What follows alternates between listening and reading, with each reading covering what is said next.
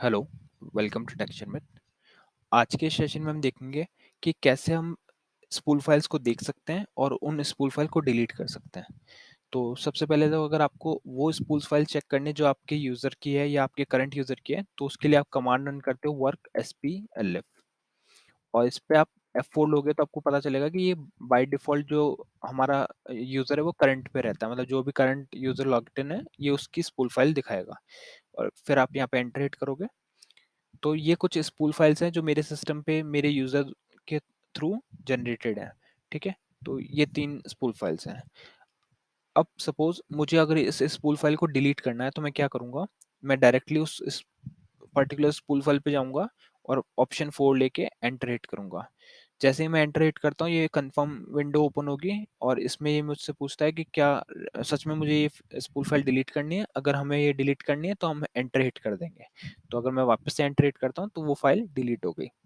ठीक है, और अगर आपको मल्टीपल स्पूल फाइल डिलीट करनी है तो उस केस में आप, जैसे यहाँ पे मेरे को ये दोनों स्पूल फाइल एक साथ डिलीट करनी है तो मैं 4 दोनों पे ऑप्शन लूंगा और एंटर हिट कर दूंगा।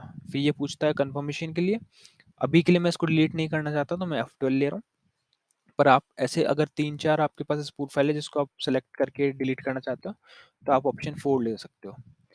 ठीक है, बट सपोज अब ऐसी रिक्वायरमेंट है, ये स्पूल फाइल कैसे जनरेट होती है, जैसे ही हम कोई ऑब्जेक्ट कंपाइल करते हैं तो उसके एक स्पूल फाइल बनती है। जैसे अगर मैं इस ऑब्जेक्ट को वापस से कंपाइल करता हूँ, 2-3 बार मैं इसको कंपाइल कर देता हूँ तो इसकी जितनी बार भी मैं इसको कंपाइल कर रहा हूँ उसकी एक स्पूल फाइल जनरेट हो रही है।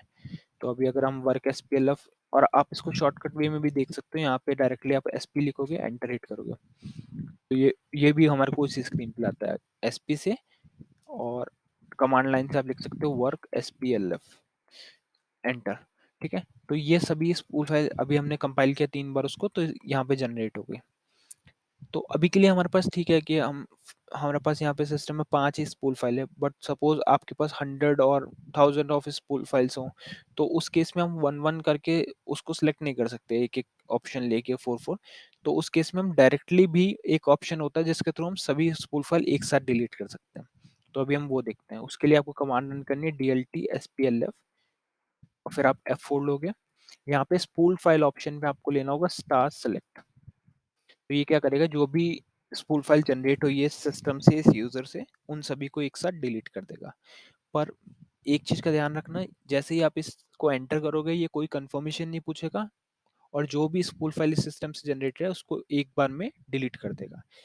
तो अगर आप देखना चाहते हो स्टार सेलेक्ट और क्या ऑप्शन दे सकते हैं तो F1 लोगे, यहाँ पे ये कुछ ऑप्शंस है तो आप ये यूज करते हो। जनरली हम स्टार सेलेक्ट करते हैं सभी को एक साथ डिलीट करने के लिए।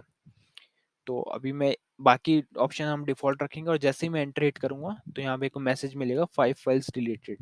तो ये मेरे 5 फाइल्स से डिलीट हो गई है। स्क्रीन को मैं रिफ्रेश करता हूँ तो ये देखो नो स्पूल फाइल। अगर मैं वापस से आपको वर्क SPLF कमांड रन करके दिखाऊंगा तो हमारे पास कोई भी स्पूल फाइल नहीं है अब। ठीक है, पर एक चीज का हमेशा ध्यान रखना है कि जब भी आप यूज कर रहे हो DLT SPLF कमांड और स्टार सेलेक्ट के साथ में, तो ध्यान रहे कि वो आपको पूरे सिस्टम से जो भी स्पूल फाइल और रिपोर्ट जनरेटेड हुई हैं उन सभी को डिलीट कर देगा। तो अगर आप कुछ स्पूल फाइल को रखना चाहते हो तो उस केस में आप स्टार सेलेक्ट यूज नहीं करोगे, आप मैन्युअली वर्क SPLF करके 4 ऑप्शन से उन स्पूल फाइल को डिलीट कर दोगे जिसको भी आपको डिलीट करना है। और अगर आपको पूरे सिस्टम को एक साथ क्लियर करना है तो स्पूल फाइल को, तो उस केस में आप DLT SPLF कमांड यूज कर सकते हो। तो इस सेशन के लिए इतना ही था। नेक्स्ट सेशन में हम कुछ और टॉपिक कवर करेंगे। So thank you for watching texture myth.